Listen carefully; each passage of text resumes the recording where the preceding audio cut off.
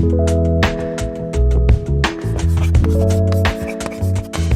we're with the Carter House. Are we ready? 1, 2, 3. 1, 2, 3. Good to go. Rock and roll. Marathon recording. Chalkboard history, take 2, volume 2, Thursday morning, 2023. Carter House. Yep. Shrine to who? Well, the Carters. Except we're going to talk about Tod Carter. Tod Carter. Captain Tod Carter, 20th Tennessee. The gallant hero, killed, mortally wounded. Mm-hmm. What about Tod Carter? What about the Tod Carter mythology? Like, where does this come from? I think that's always kind of been my question is when did it start? Oh, gosh, I don't know. So who does it start with? Because it's got to crop up sometime. Because when you look at the early kind of primary sources, veterans writing about stuff, the kind of Southern historical papers, Confederate veteran, he doesn't really show up there. Well, mythology, unless you're talking about literally fictional stuff like, Zeus and Poseidon, right, usually has some point of origin that's based in reality. And then it gets his death.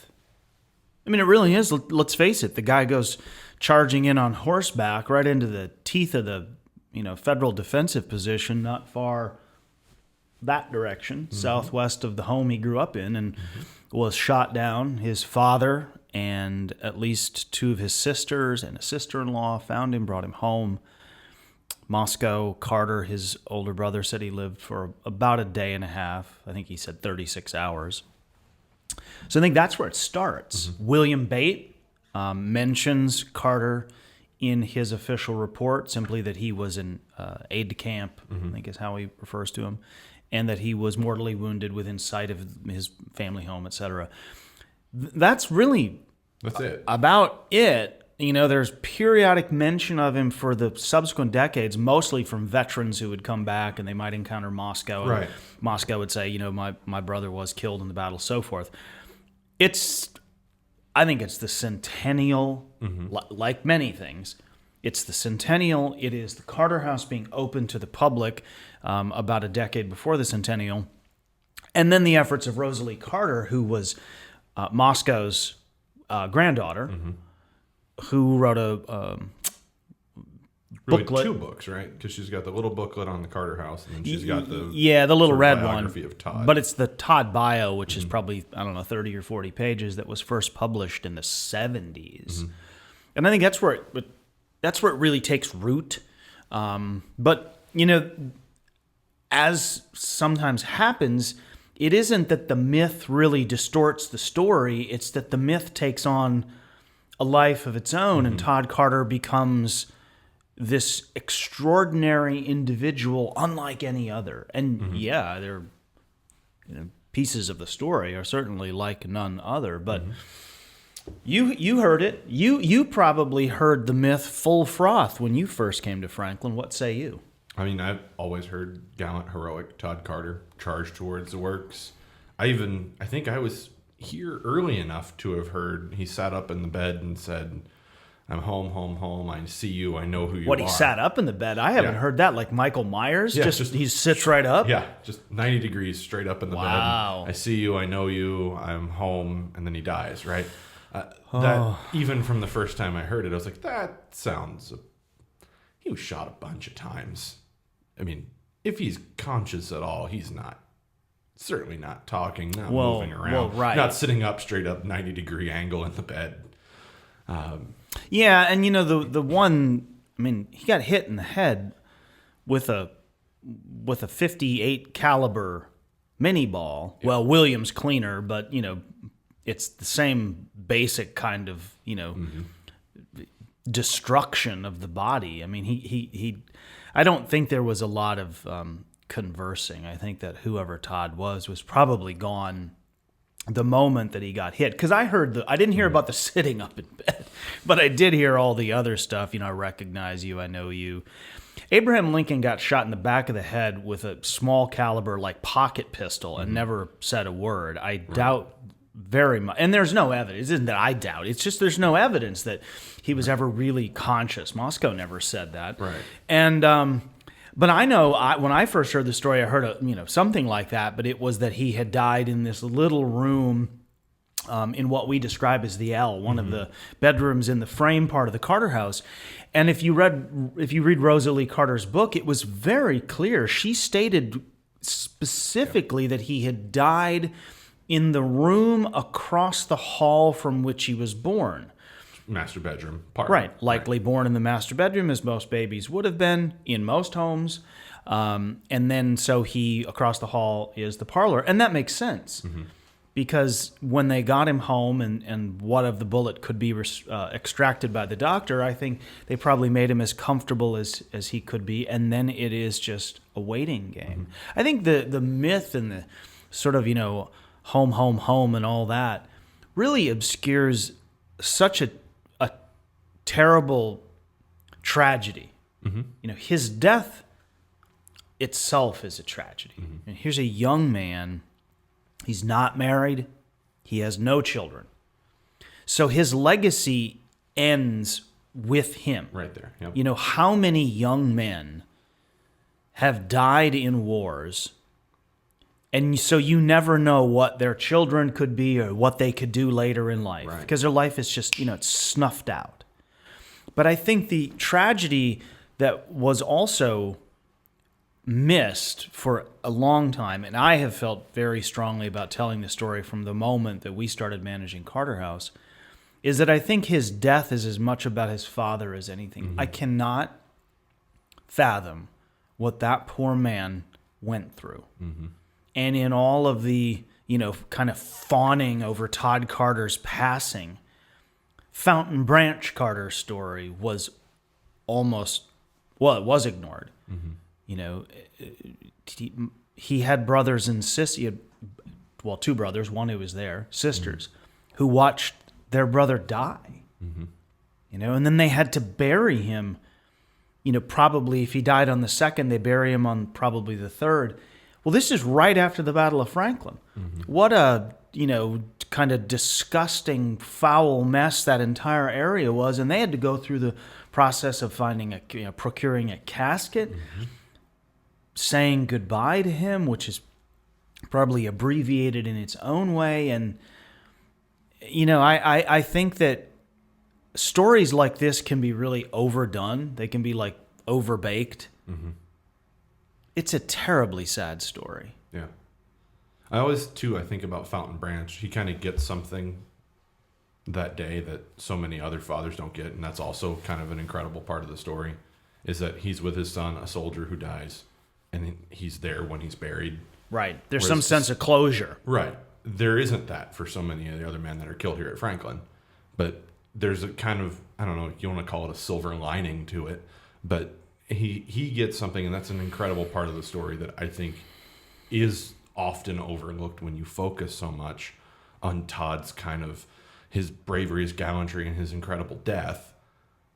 You miss Fountain Branch. Well, and you even miss Moscow and Annie, Vic, and Mary Alice. All the other people that are there that are dealing with the loss of their brother and their son. He gets what Drew Gilpin Faust described in her book, The Good Death. The Good Death, yep. Whereas many families, frankly, every other soldier who died at Franklin, their families got nothing of the sort, Confederate or Federal. Their family member was just gone. And then sometimes there wasn't even a body. There wasn't a body to bury, and there wasn't even an identified grave. As we know, many of the Confederates were forever, still are unknown, as are many of the Federal soldiers who died. So, yeah, it's we've tried to balance that. The Tod Carter story itself within the context of the family itself, but also to tell it in a way that isn't, it just isn't overdone. It isn't overly dramatic. And it's a delicate balance because, we have 60 minutes on an average tour. How much time do you dedicate to one person? Right. If you're on a battlefield tour, is Tod Carter some individual soldier more important than someone else? My perspective is no. He's not more important than anyone else. Is the story more interesting? Perhaps. But such is history. You know, the wall behind us is filled with a whole litany of guys who seem to get a lot more attention than others. But that's all part of trying to be responsible as well. So what is his, you know, here's a tough one. What does his death mean? What does Tod Carter's death mean in the big picture, to the Carter house, to the battle? What is its importance? In terms of, like, what we think? I mean, not what we think. I guess it is what we think. What we interpret, what we talk about, how he fits into the bigger picture. Yeah. Why is he important? I've always kind of understood it that his death is sort of representative of a lot of other deaths. And just the fact that he's a young life kind of cut short. The exceptional part of it is that he dies at home with his family. And that's the part of the story that I think is maybe most interesting, that people gravitate towards, but missing kind of the big picture is that he is one of some 700,000 deaths in the American Civil War. Mm-hmm. And that's a family that has to deal with in their own kind of personal way, the death of a brother, of a son. There's another part of his story that in recent years, though, I think is important to note, because, you know, we interpret day to day about how when secession comes and the war comes, you have the male members of the family where I think there's some cracks and fractures. Fountain Branch, older, yes, he's a slave owner, yes, he's a Southerner / Tennessean, but he's very wary of secession. Moscow serves, is in prison, comes home, doesn't go back in. I think Moscow gravitates more toward his father, but the two younger boys, Francis and Todd, as I describe them, are sort of fire and brimstone Confederates. You know, they hate the Yankees. You know, the Yankees are devils. They're going to fight to the death, the whole 9 yards. We now know, well, we've known for, of course, people have for decades, that Tod Carter was captured at Chattanooga. Right. Or after the Battle of Chattanooga. And he was imprisoned in Ohio, and he was being moved to a camp in Maryland when he escaped. So the story we'd always heard was he escaped from a prison train and he made his way back to the army, right? Well, that was true. But what we found was, oh my goodness. So I think most people know that Todd wrote a lot under the pen name of Mint Julep. I mean, goodness gracious. Perfect. You just have to. That is pretty cool. So he's writing as Mint Julep. He is sassy. Yeah. He is sassy. He is very smart. He's witty. But he really has, I think, kind of a smugness or an arrogance about him that really comes through in some of his writing. I think he knows he's very smart. I think he knows he's cutting edge, and he continues to write. So when he escapes, we now know from his own accounts, because there were still a few Southern newspapers that were publishing, and where the Mint Julep letters were originally published, that newspaper had been shut down. Right. So he was publishing in another one. So he escapes in Pennsylvania. He doesn't go south. You know where he goes? He goes west. Pennsylvania, into Ohio. He goes into Ohio, and he kind of loops around. He eventually goes through Memphis, and he passes through North Mississippi. He's actually, I think, goes through where he's close to Oxford. He makes references to U.S. soldiers. He makes references to little black kids at a school in Memphis. He's noting all of this, but it's like an adventure. Like he's on a like an excursion. Like it's fun for him, and he really thinks it's fun that he's gotten away and he's not being caught again. Right. So I say all this because when Christy Farrow, who does a ton of research for us, when she found these letters, I was like, oh my goodness. So he gets back to the army in Dalton, Georgia. It is little wonder, at least to me, that he charged the line the way he did at Franklin. Because he had no good reason to do it. None whatsoever. Furlough, the whole nine, right? Well, furlough, and he's an aide de camp. Yeah. He's not part of the attack.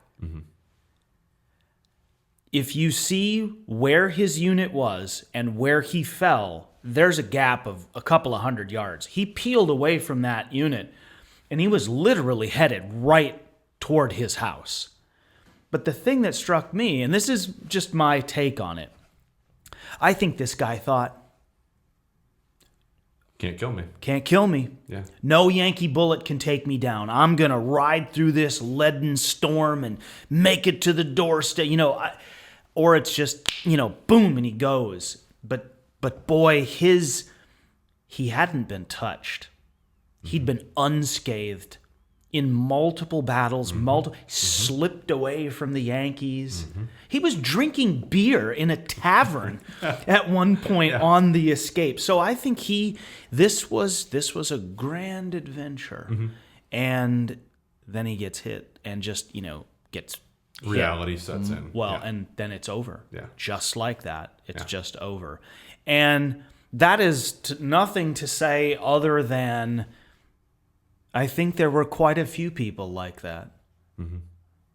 They charged. They could make it across. No, nothing could hurt them. Nothing could ever stop them.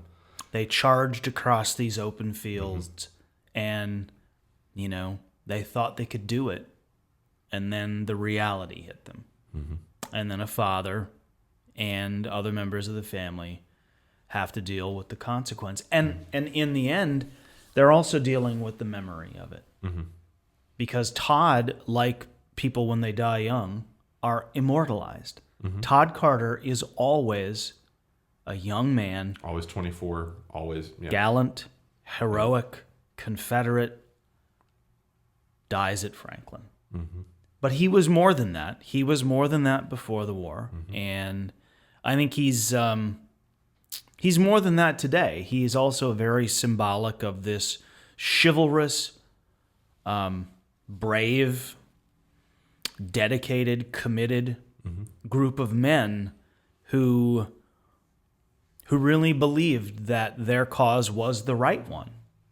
And we shouldn't forget that either, because to me, there's no doubt Tod Carter believed in the cause without question. How else do you charge across an open field into what you're on horseback by yourself, flooding in along other infantrymen. So thanks for watching Chalkboard History. We've got more to come.